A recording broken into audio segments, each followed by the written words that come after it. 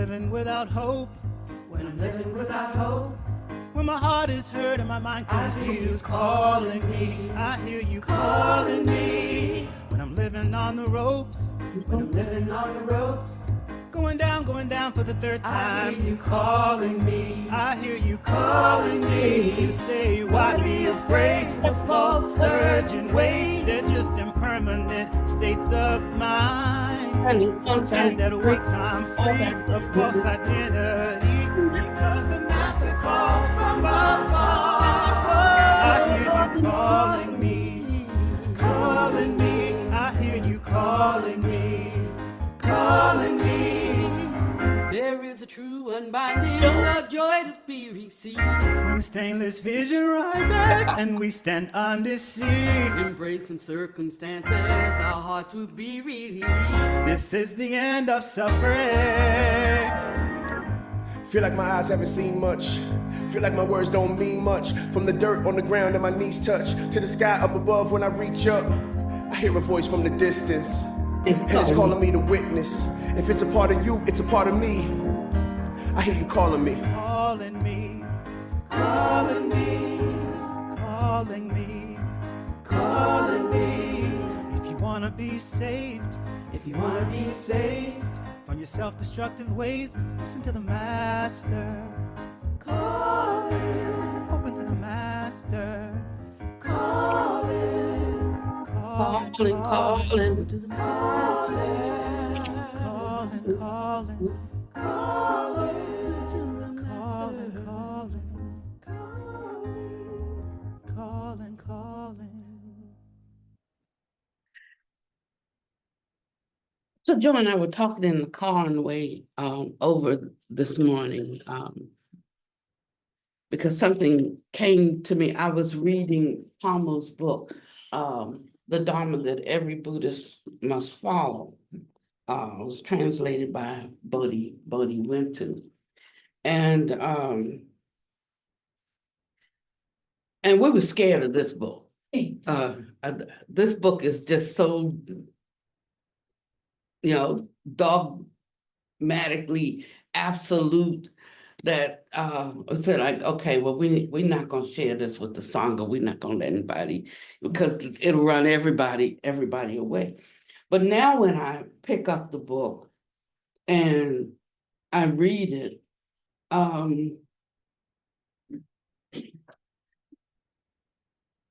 it's just Dharma.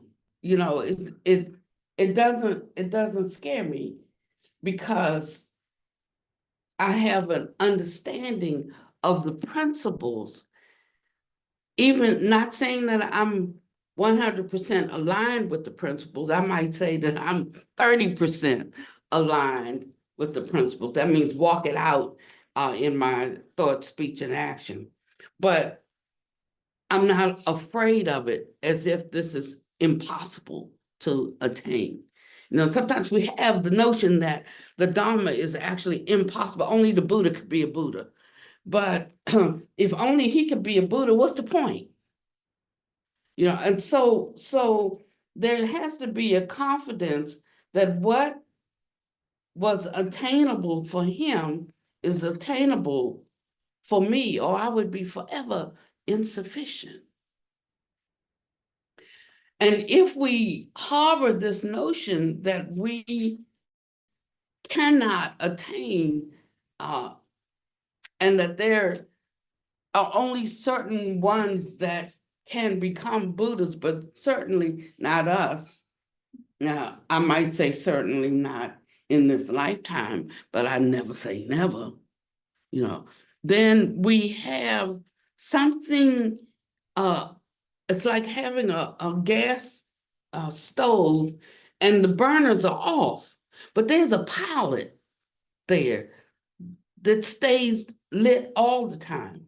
Whenever the pilot goes out, you smell gas leaking, because they put some kind of smell in there so that you can detect the leaking out of the gas. And that's what happens to us sometimes in our practice.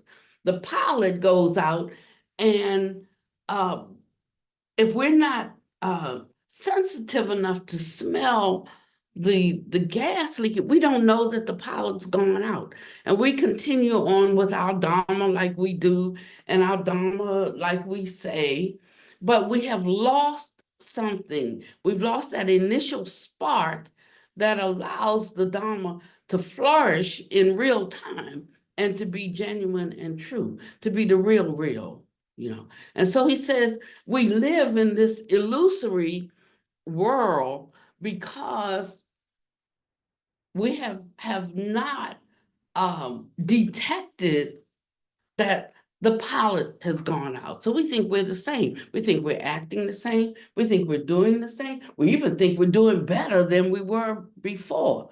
But we've lost the capacity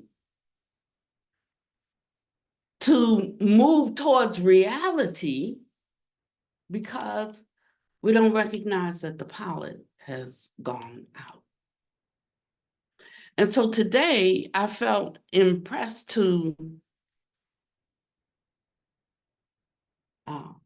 remind us of our first love, what originally drew us to the teachings of the Dharma.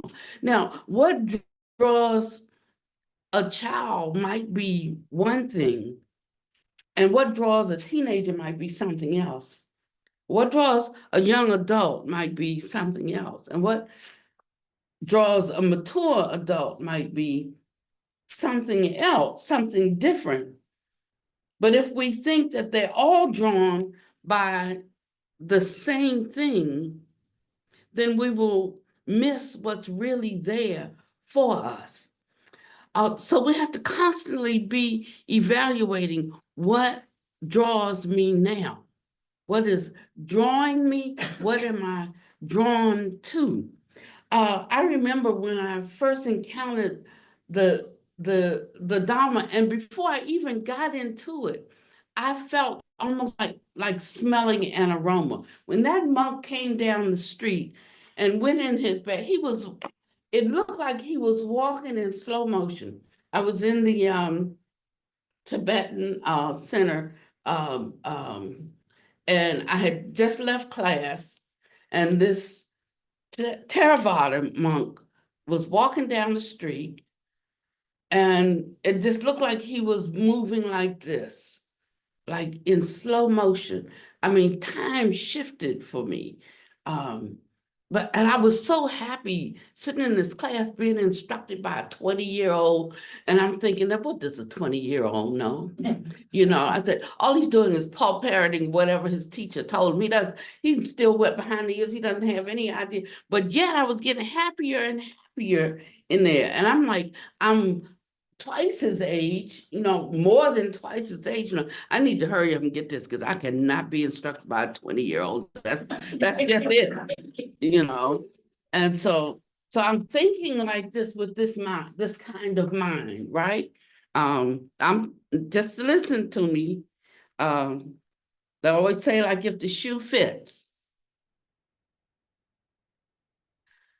So I'm walking to my car and I see this monk, and he doesn't even look like his feet are moving.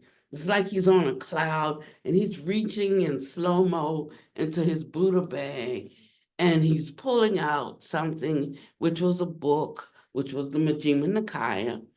And as he approached me, he gave me the book, and he kept on going. But in the book was his contact information. And I contacted, I'm one of the very few who went from Tantra practice and Tibetan practice to Theravada. And they always consider elevating going this way, right? But I'm about the only one I know that went that way. Of course, I'm back full circle now, and there's no difference in this and that. But because I had a particular view that needed to be adjusted, that was my good fortune to encounter a Theravadan monk. So now I say to Buddha Master, okay, so I got it now. I got the whole deal now. Can I go back to being, to changing my lineage? He says, no, you can't change. I'm like, but if people look at me, they will take me to be a particular thing, And he said, well, that's your problem. You have to solve that. Are you concerned about, like outer? And at that time, I really was. Now I'm not. I mean, I'm not concerned at all. But at that time, now I wear what's comfortable, not what I think people will accept me in what I wear. So now the clothes fit the person rather than the person trying to be something through the clothing. So it's a difference. Some days I get up and I'm dressed in Theravada clothes because that's how I'm feeling. I'm Theravada kind of person on that particular day. My mind is abiding in a certain place and a certain state, and that's the reasonable clothing for my wear. So I like the fact that although Buddha Master came through two lineages, in this in Nirmanakaya form, in this life, in this body, but he is of no lineage. The Buddha didn't have any lineages. They were all developed by men, just simply as skillful means for people with different kinds of minds, different propensities, different ways of understanding things, coming from different directions. If I'm over here and I want to go over here, I got to go to the right. But if I'm over here and I want to go over there, I have to go to the left. And so it depends on where we start. And we're in the middle of the ocean when we get here now. It's not like we have to just start where we are. So we have to take a little bit forward. We have to pick up a little bit from behind, and we have to be actually right where we are at the same time. And that's what I love about this teaching, because it connects me to the causes and conditions that produced this, and it also connects me to what this can transform into. If it didn't have the possibility of transformation, why do it? And so there is some transformation that I'm looking forward to, and it also lets me be able to understand where I have come from. And that's done through the usage of language prajna. So language prajna is not, it's not the realization itself. It's simply the means that takes us from ignorance to something. So we shouldn't get too caught up in and too proud about and too invested in the language other than it as a transport vehicle. Like, so if I want fruit and the fruit has to be transported here by the truck, it's not the truck that I want, it's the fruit that's in the truck. But if we get too caught up and hung up on the truck, we'll starve to death. Yeah. And so the Dharma path is like this. Don't misunderstand. So our words have some importance, but their purpose is to transport something, to carry something. So it's not so much in the words themselves, but what they are the vehicle for, what they are the vehicle for. And so in that way, we move from delusional states to reality states. The sutras, you have treaties and you have sutras. Sutras are the teachings of the awakened ones. Treaties are the teachings of the patriarchs. So patriarchs serve a very valuable purpose. And that purpose is sort of be a bridge between us and the perfection of the Buddha nature, or the mirror of the Buddha nature so that we can see ourselves in perfected form. And they are the transport vehicle. If you don't understand this, then you will never see the value of having a Buddha master. You'll never know the benefit of finding your own Vajra master. So I want to talk about this a little bit today, simply because we're on our Tuesday and Friday classes. We have a chance to benefit from a teaching. And if you understand the value of the teaching, it's like I can have cut glass or I can have a diamond. And they can make some real beautiful imitation diamonds from some other things, zirconia or zircon or something like that, and they sparkle all over. So if they sparkle too much, they might not be real. And they look just like diamonds, beautiful, but they're not diamonds. They just shine bright like a diamond. And if we're not careful, we can look at what shines bright like a diamond, but it not be a diamond at all. And yet, a diamond only has the value that we give it. So for me, a diamond doesn't hold much value. I think they said it's crushed rock under pressure or something like that. So it's a rock to me, so it doesn't have value to me, so, but it does have value to others. The same thing. One has value for, one it has no value. And so we have to know what has value for us personally. And only a thing that we give value to has value for us. So whatever Dharma you have in you is based upon the value that you give it. It's not that there is a standard value, it's only the value that you give it.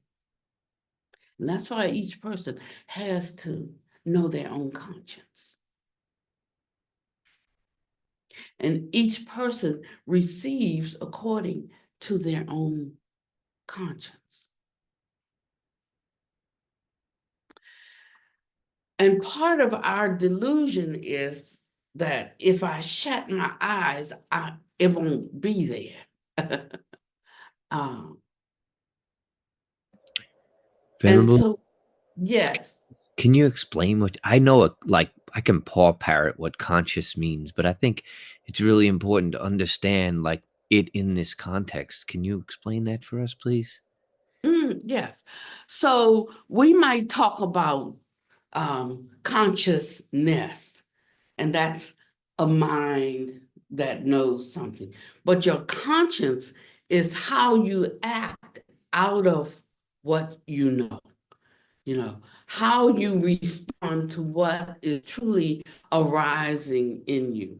Not the face that you give before the outer world, but in your deepest heart of hearts, what is rising up in you. So you can have what the Buddha called, not me, the Buddha, called an ordinary, untaught, run-of-the-mill person who commits what we might consider an offense, but their conscience doesn't bother them because in their heart of hearts, they don't know any better. They don't know any other way to be. And then you could take a practitioner who in their heart of hearts knows better, but they make choices that go against their own their own heart. So I'm speaking of conscience in this kind of way. Meaning like against, going against your own heart, against your own conscience. And that's the most important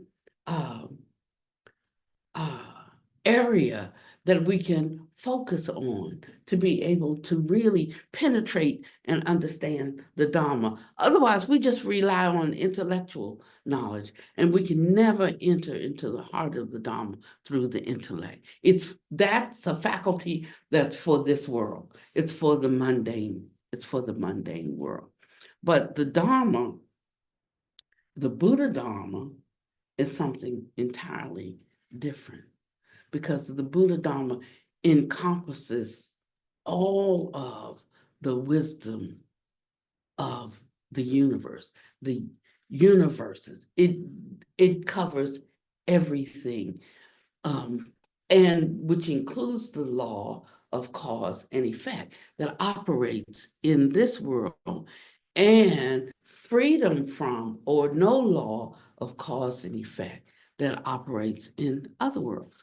And so in this world system, we have the law of cause and effect, but there is an escape from cause and effect. But if we kill off the conscience, there is no way of escape. And conscience is our very way of escape. This egocentricity that we have is a kind of pride of life, the Bible calls it. It says that we are bound by the lust of the flesh, the lust of the eye, and the pride of life. That sounds very similar to Buddhist teachings about greed, hatred, and delusion. And then talks about being caught up in the avidya or ignorance that's due to what we see, hear, taste, touch, smell, and think. Right? They're the same things. That's why you don't have to when you get down to the nitty gritty, you don't have to get into a dispute about you believe this and you believe this, because they have the very same basis. If you really understood, if you really penetrated it. And so you should be able to get along with everybody of any spiritual ascent at all. Because it's just different levels and different parts of the same animal. We create the differentiations, and then we get confused by the differentiation we have created. But if we will drop that, we can, the essence of the encouragement, or the essence of the teachings, will just rise to the surface, and one can enter into them naturally.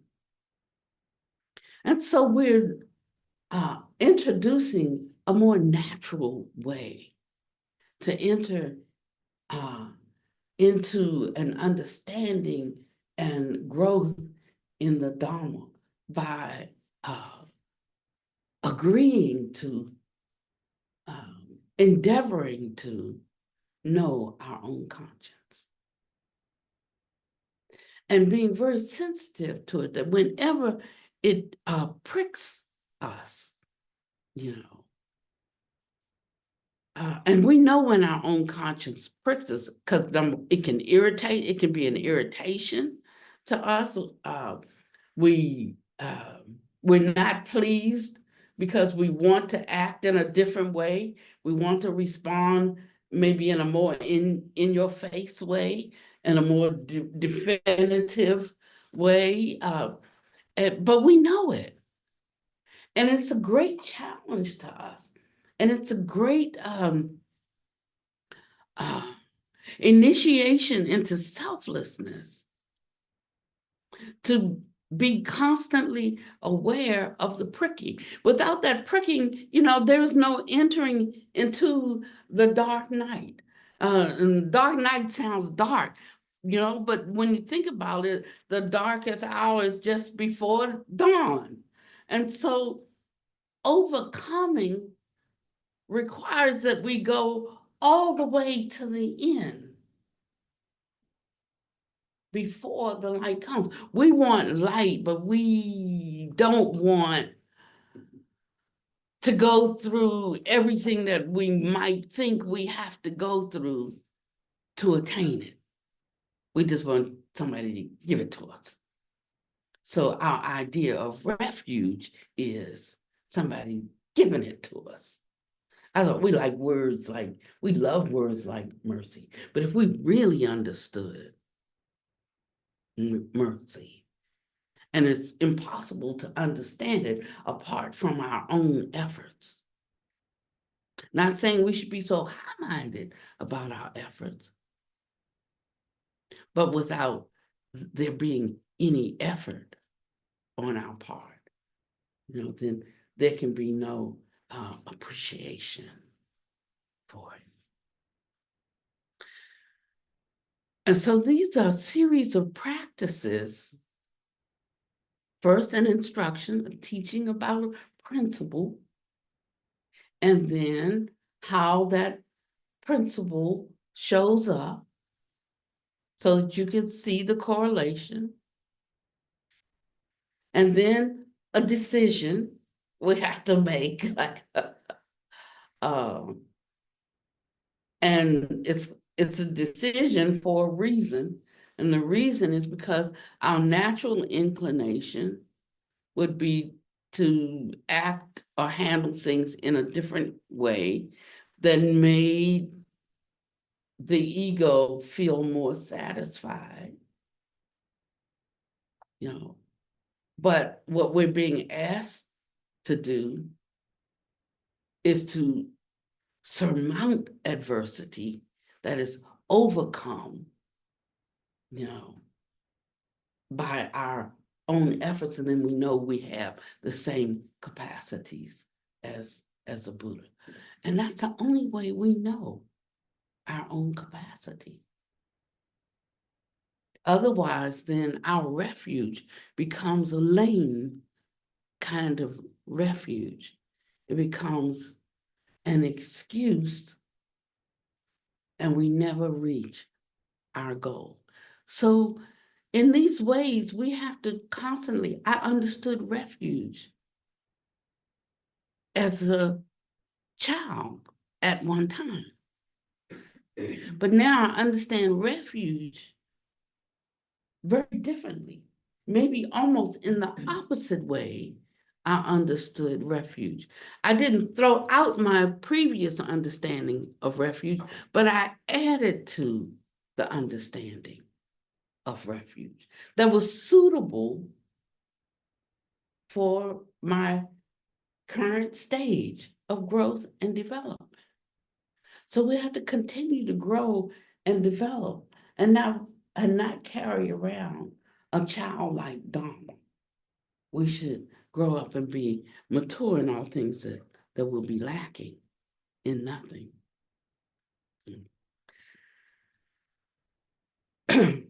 And so there comes a time that we have to begin to evaluate ourselves. So this is not necessarily a fun talk today. Maybe I'll need to think of a song at the end so that you end up leave laughing. But I laugh at it. I laugh at it because I'm a grown-up, and if one thing that I really do reject as a grown-up is you trying to talk to me like I'm a child. Now, I will take, I'm still working on it. So I will take offense. I will take offense if you try to talk to me like I'm a child. But when it comes to the Dharma, though, then we want to go, oh, so loving and kind and gentle and using all these euphemisms and all because we think like that's just a holy spiritual way, But we have to be able to take straight talk. We do, because straight talk takes us away from our excuses. It eliminates our excuses. And each one of us can think of a different area in our life that definitely we have a desire to improve, but we know we're looking in the wrong direction, because we just really don't want to do it right now. And this happens 50, 100. I mean, I think somebody said we think, how many, I bet you know, how many thoughts do we think in a day? Okay, well, they say it's like 10,000 or 100,000 thoughts a day. Like how many of them are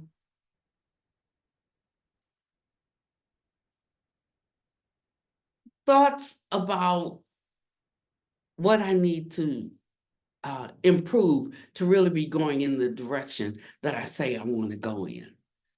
They're mostly about what makes me comfortable right now, what makes me feel good right now.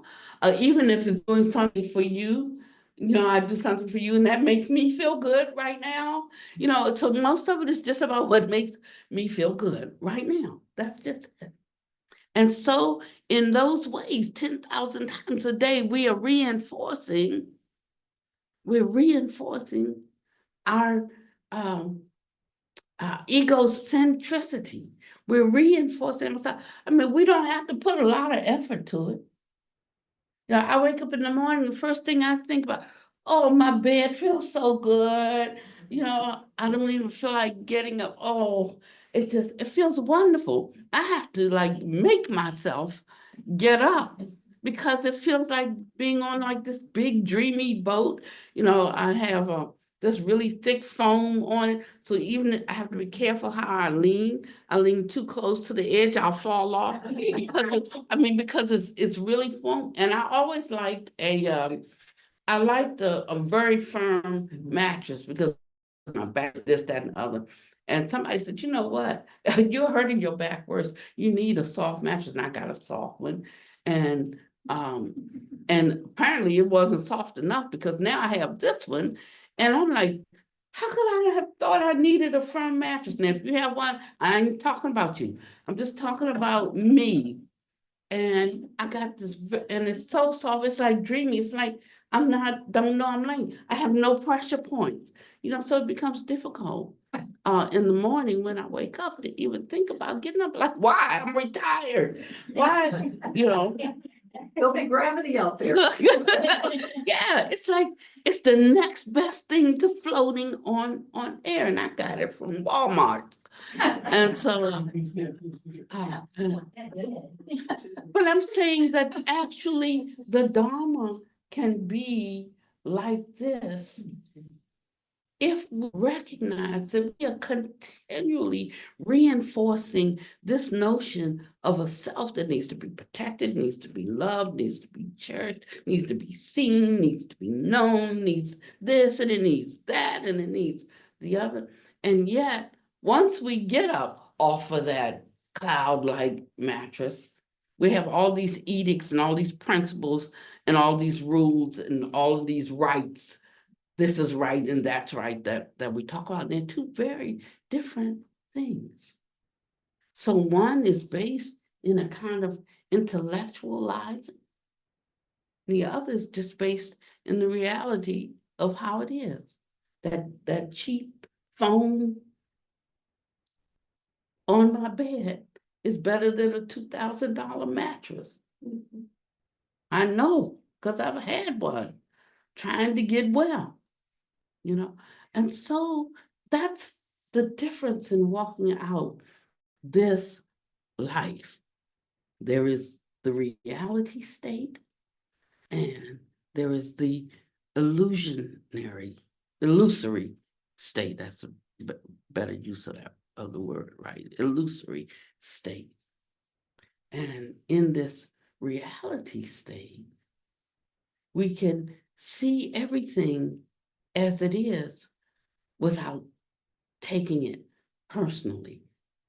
Personally meaning like whatever your name is, you personally. But we can see it scientifically, if you want to use that word, like just simply cause and effect. And when we start seeing things simply as cause and effect, so you can't even be and say that you to be a Buddhist, I would say mostly is one who embraces cause and effect as real. That means that whenever something happens, then I can immediately acknowledge there's a reason. There's a reason. I might not know the reason. And part of it is I don't even have to know the reason. All I need to know is that there is cause and effect.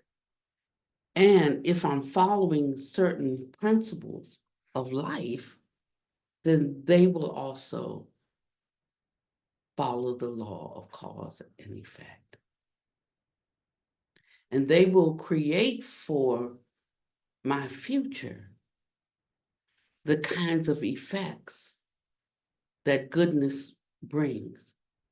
So that I don't have to try so much to not do these things. I just have to simply follow the laws of goodness, and they will produce different effects in my life. Now, when effects start manifesting in my life, it's like the cow is out of the gate by then.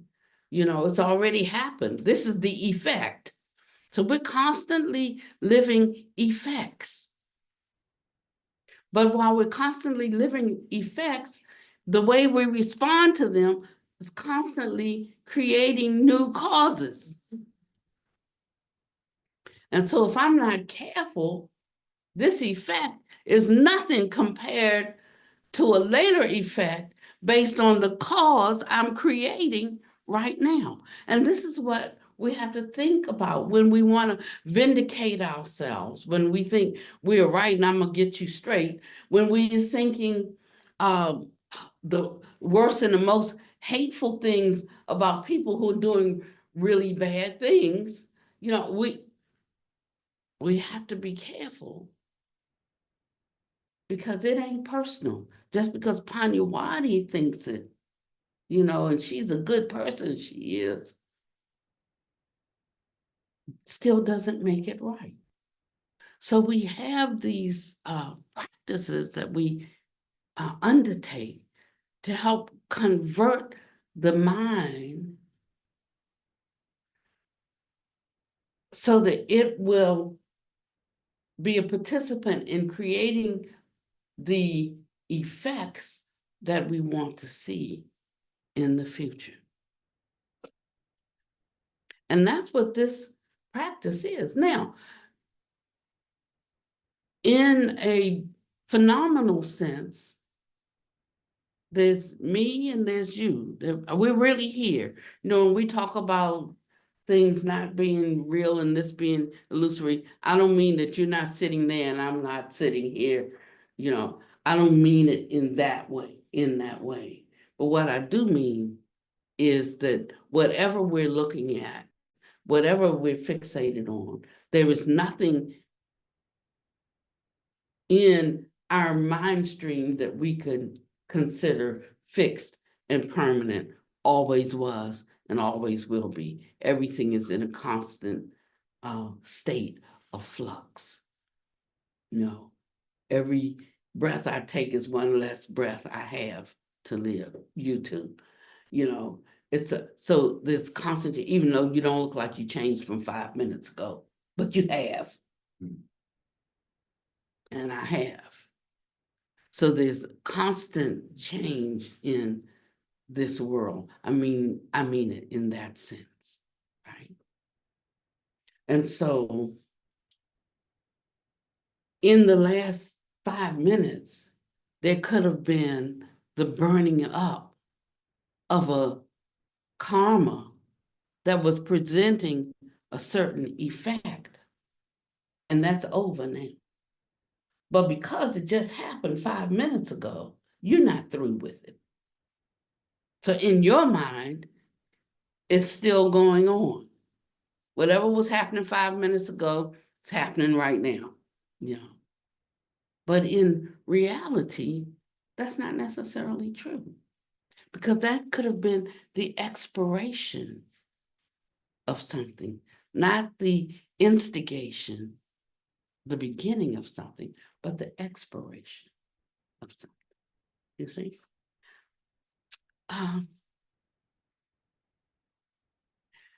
These sound like little nitpicky things, but they're really not.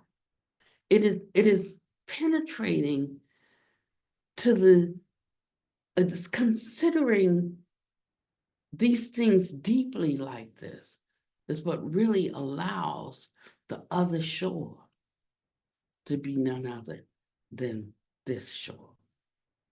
That there's no place we have to go, but there is a beckoning to enter the reality state. Now, one who's a little bit in touch with reality, but not that much, you would only pay a little bit of attention to them.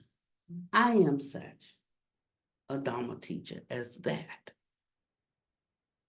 I only know a little, so only pay a little bit of attention to me.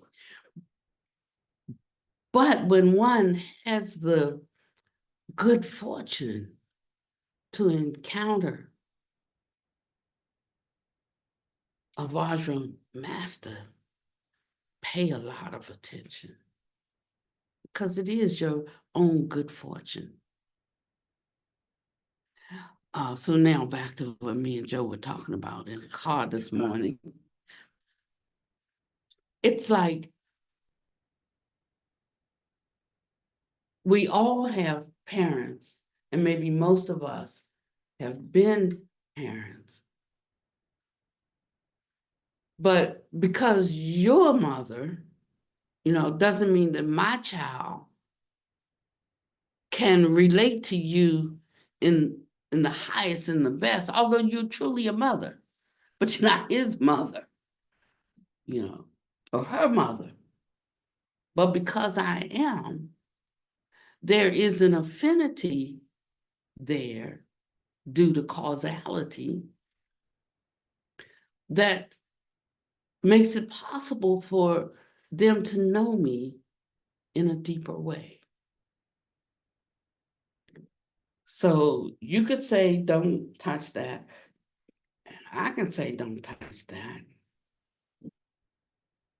And they know the difference in the consequence.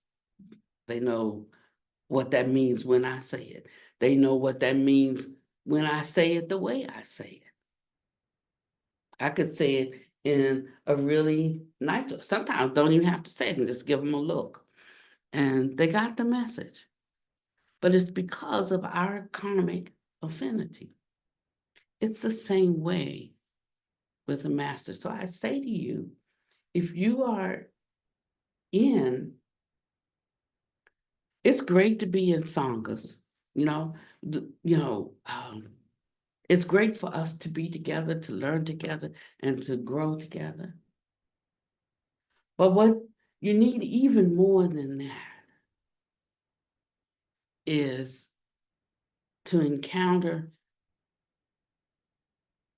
a master that you have affinity with. Because when they speak life to you due to the affinity. So they and another teacher can say the same thing. One goes deep into your heart. The other, that was some mighty fine preaching. That was just good words. But the other goes deep into the heart due to karmic affinity. So that's a real thing, karmic affinity. And if you don't have that, which gives you life,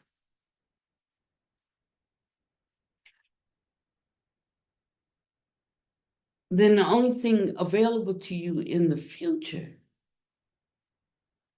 is more illusory existence. And that's what being on the cycle of birth and death is.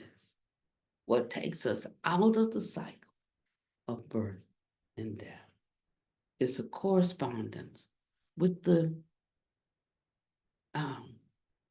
mind stream, with the essence of a Buddha. It's not just academic study. It's not just doing hand jive. It's not just mumbling strange words. It's not just hanging conchas. It's not any of those outer things. But it's the understanding and the heart and the devotion in which we do those things.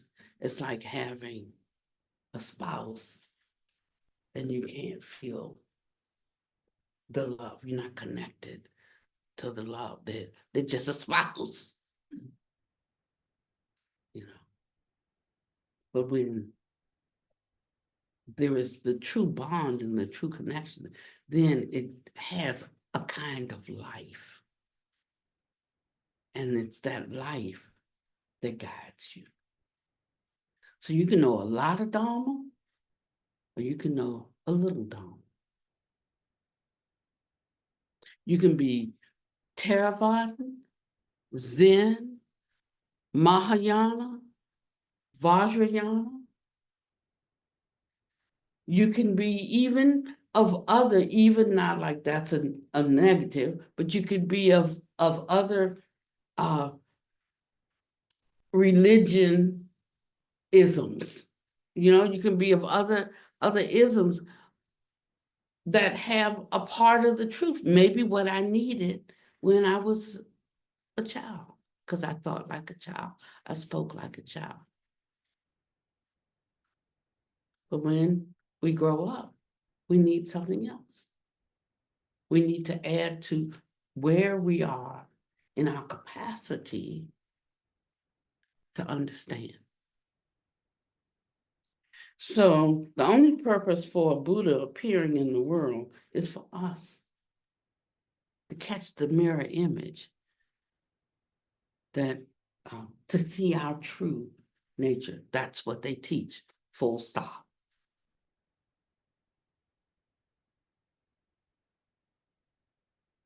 Anything less than that doesn't mean that it's not true, but it just means it's just partially true. It's like walking through on a dusty road. You're gonna get dust on your shoes. So you get these other things as a byproduct of walking on the road, you know, but they are not the thing. And if you never heard it before, that you could be entering to awaken to your true Buddha nature, then you have not heard the good news. That is the good news of the Dharma. And every time we step into some aspect of this and realize that it is true, it's the basis for our confidence to grow. And it's a respectful response. There's a difference in humility and self-flagellation. You know, I love the teachings of the Desert Fathers. I really do. Because I think they were really on to something. They love mortification. They love flagellation.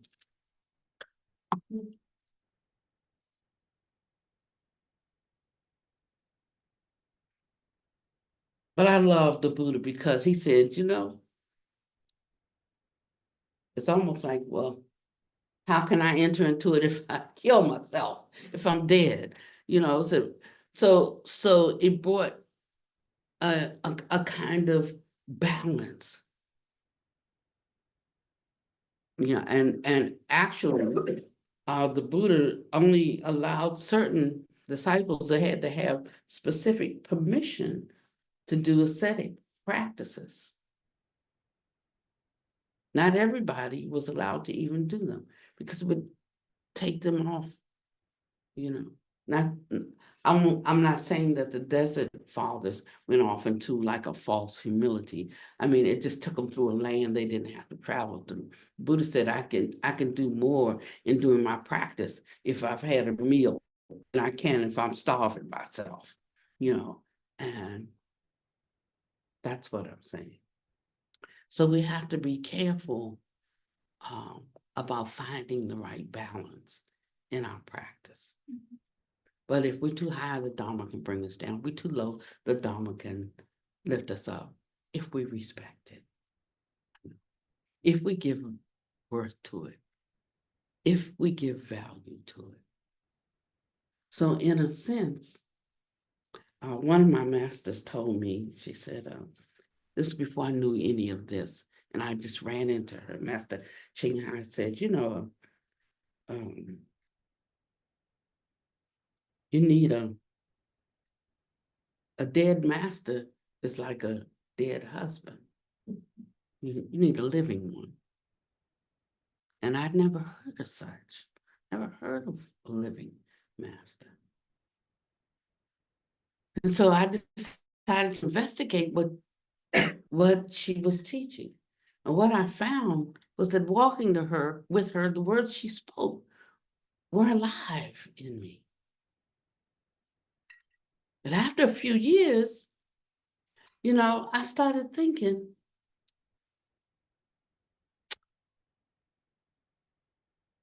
I'm living so good, I'm doing so good.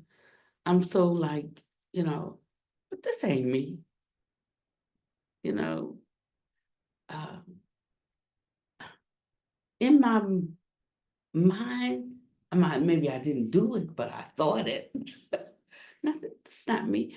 I'm actually being kept and sustained by her great vow, and the power of her vow being in her presence sustained me. And then one day I decided, I want my own. What she has, I want that.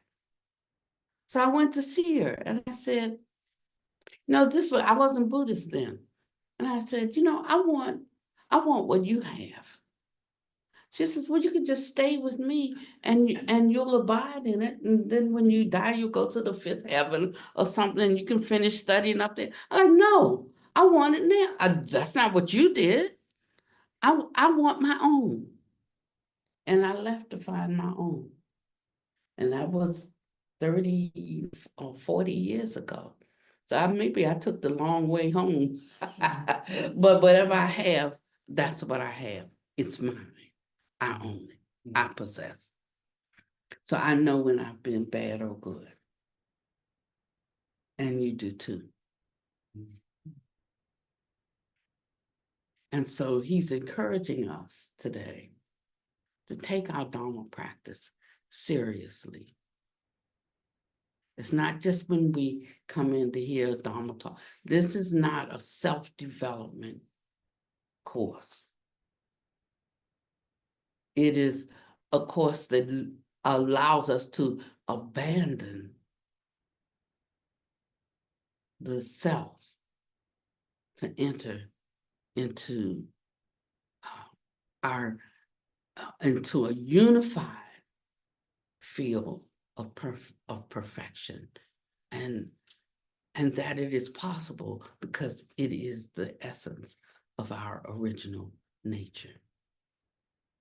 The more I find out about my original nature, the more encouraged I become because I can see it a little bit, just a little bit, you know. And it's just a matter of me deciding if I want to tend to what it takes to fully realize. Some things I do, I tell you right now, some things I don't. But it feels a lot better for me to be in a line with my conscience so that I know what I am willing to do and what I'm not willing to do. I know what I want, and I know what right now I just can't fully see the benefit of. I know, and know where you are, because I can find myself on the Buddha map. So then I know I'm not lost.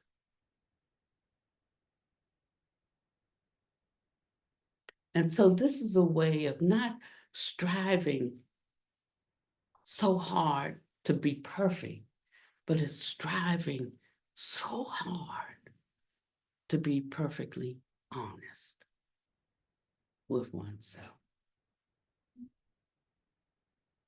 And when one is striving so hard to be perfectly honest with oneself, then they begin to see others in that same way.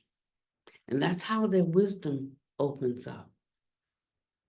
That's how they know things. It's not like a joint power of seeing the minds of others. What is the power of seeing the minds of others? It is knowing one's own mind gives clarity and light to the field of knowing. And that's how you know the mind of another, because you don't have an obscuration in the way that you can't see them because you're myopic. The less myopic. So you see, it's not a power in the way we think of like a power grab, but it's an unveiling of a capacity, an innate capacity.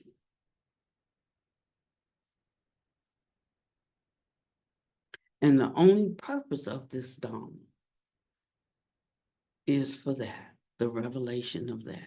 It starts with us knowing ourselves as we are, having an aspiration, making a vow, or learning the principles that allow us to be faithful to that vow, that will allow us to see others as ourselves, that will ultimately allow again to that totally non-illusory, selfish nature.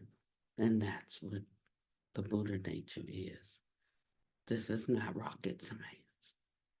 He said it's as simple as us carrying our child on our back, but walking around looking for it.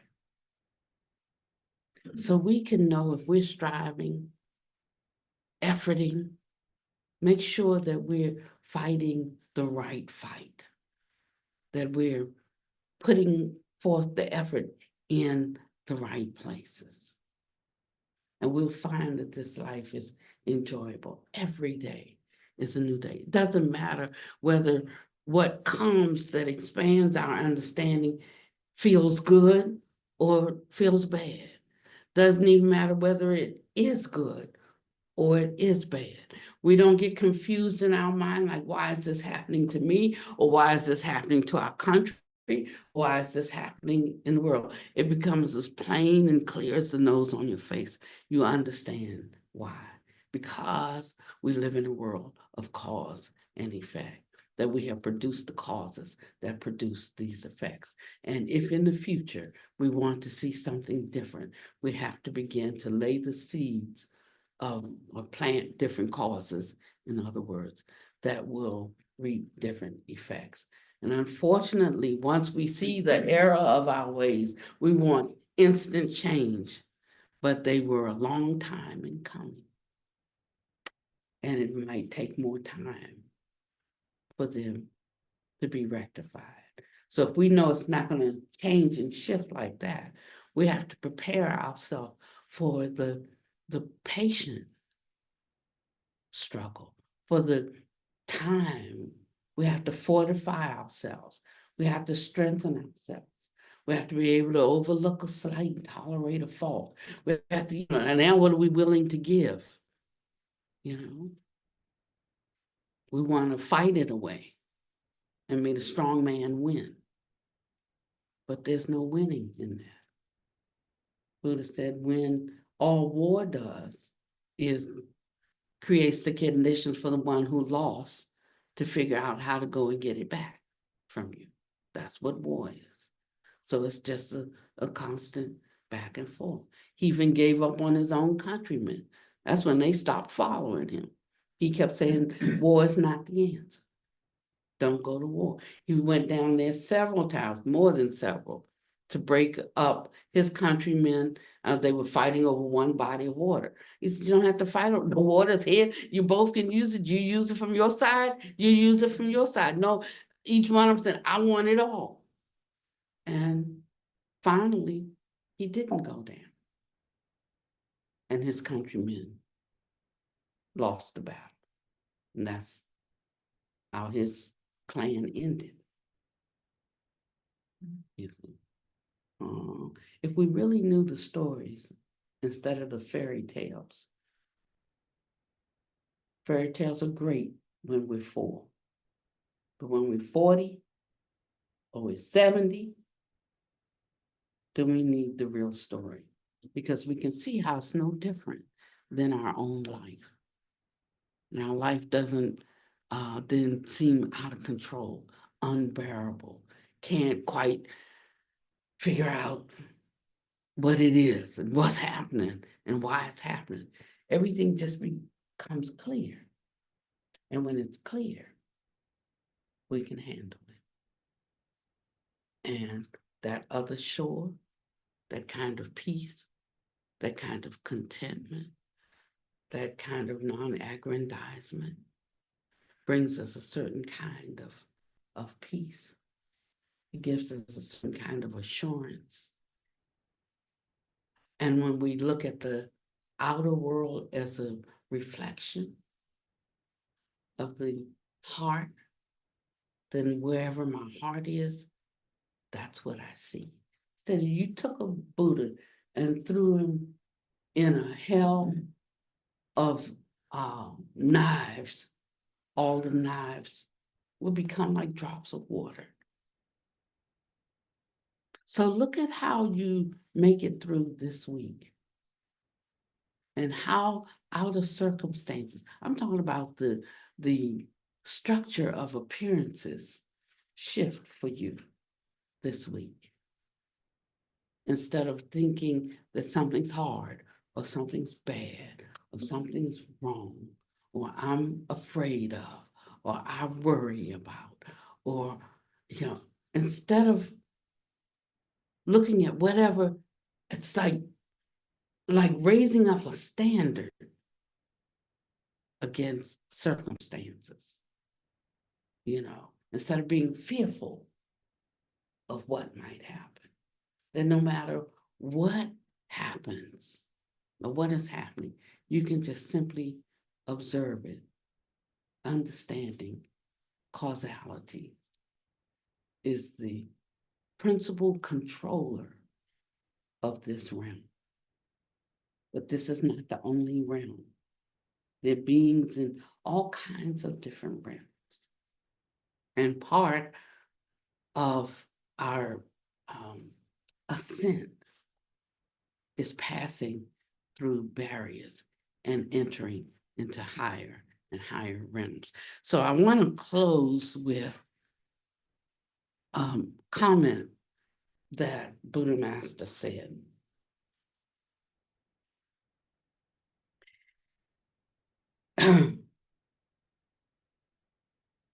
He said, expounding, that's a great Dharma protector in space once said to Dharma King Guard Tongson, how could you forget that expounding the absolute truth through the Heart Sutra was blessed with the exceptional empowerment of a great Dharma of state practice? So adding a sentence is impermissible. Omitting a sentence is impermissible. And he said, right after those words were spoken, the state the Dharma King was experiencing completely receded. And he was saying that this manuscript teaching holds the empowerment of a great Dharma of state practice. So it's a city empowerment. It changes your state. The mental state being the most solid part of state. But it lifts you, in other words, from one way of seeing and knowing things to another way of seeing and knowing things. And that's the great benefit of having a true teacher, one who has entered into a certain state and can allow you to lift into that state, the correspondence of that state. And so as we are approaching the new year, we're going to be shifting in some of our formatting because we have had the fortune to meet, to encounter a Buddha master. And the words that he speaks are life. And it takes the Dharma completely out of the realm of academics, completely out of the realm of psychology, biology, anything that is mundane, and catapults us into a higher state. Call it the realization state.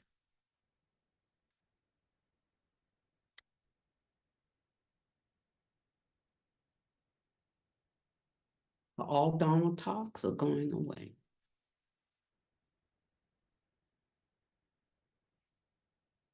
And this has been 5 years in coming, I think. Yeah, 5 years. And 15 years before that, when I met him, but I had something else I wanted to do with my life and wasted those 15 years. But now is the time, and I'm really excited about it. And even if I'm not here with you in body, I am in state.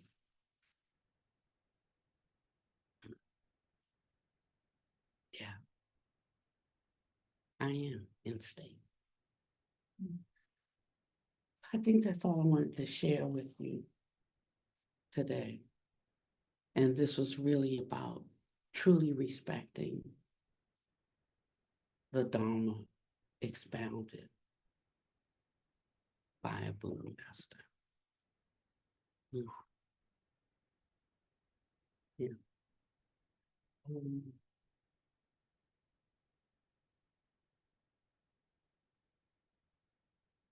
And to take this with you.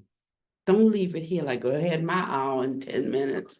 Don't, okay, I see you. The first thing you did is hour and 10 minutes. And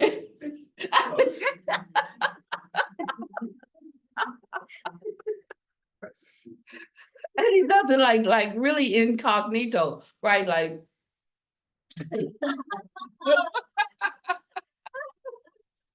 He's so cute. so let's close out. We're here not just with each other, which is wonderful, but in the presence of the Buddhas and the Bodhisattvas. And if you get really still and engaged, you can sense their presence. And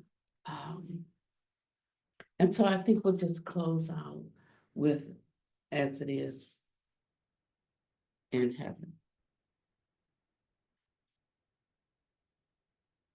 Sometimes I think of the Dharma protectors. I think of us as pets, you know, because we take care of our pets, you know, and we have the Buddhas and the Bodhisattvas and the 10 directions and the Dharma protectors, you know, and they're there supporting and taking care of us because they abide in these other states. And so part of our practice is that we touch these reality states. We don't always abide.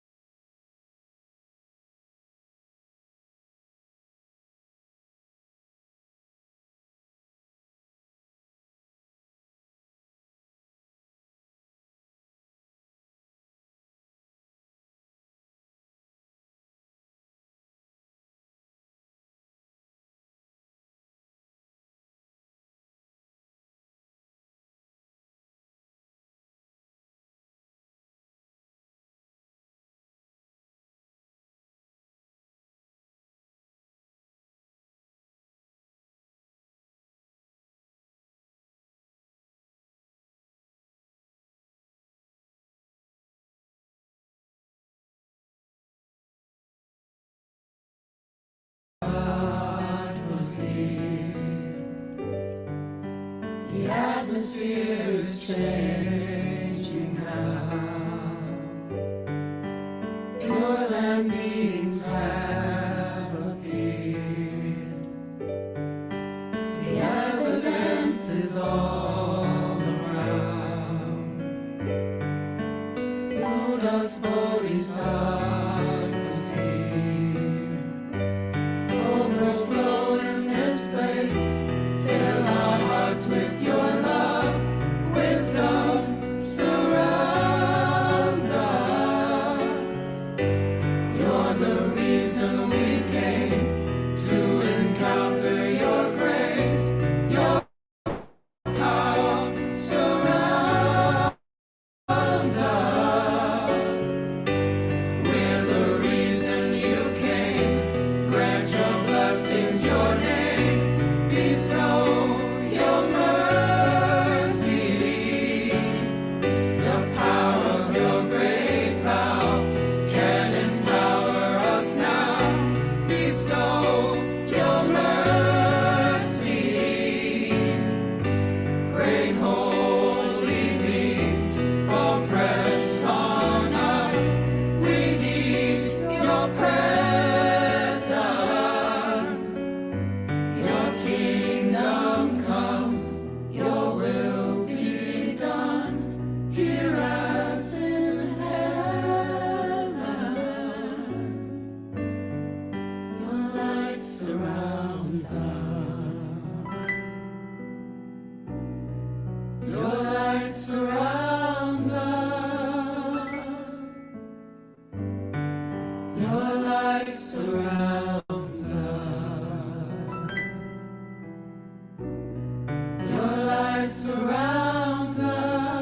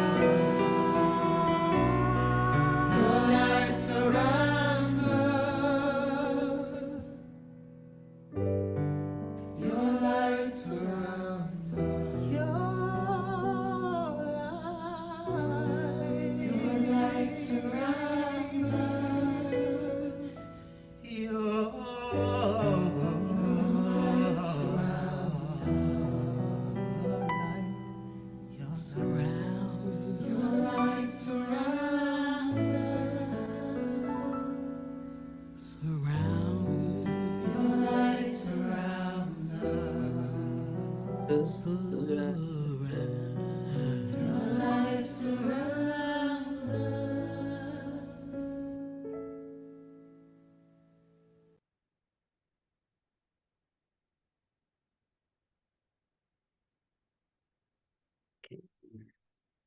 This practice of being